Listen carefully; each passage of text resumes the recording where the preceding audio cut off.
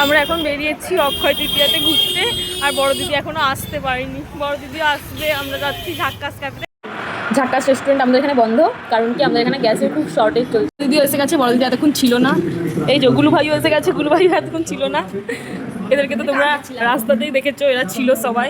এই যে যা স্মাইল করেছে, এরা আগে আগে লাইন দিয়েছিল যে প্রথম প্রথম খাবে, বেশি খাবে আমাদের জন্য, তাই ওয়েট করেনি আমার জন্য আর রাসের জন্য ওয়েট করেনি।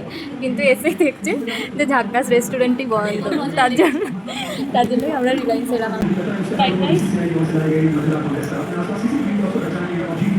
একটা মিক্স হাক্কার চাউলটা আছে চাইনিজ, ওইটা একটা দেবে। আর চিকেনের কোন আইটেমটা গ্রেভি একটু ঝাল ঝাল হবে, আর পনির ঝাল ঝাল কোনটা হবে?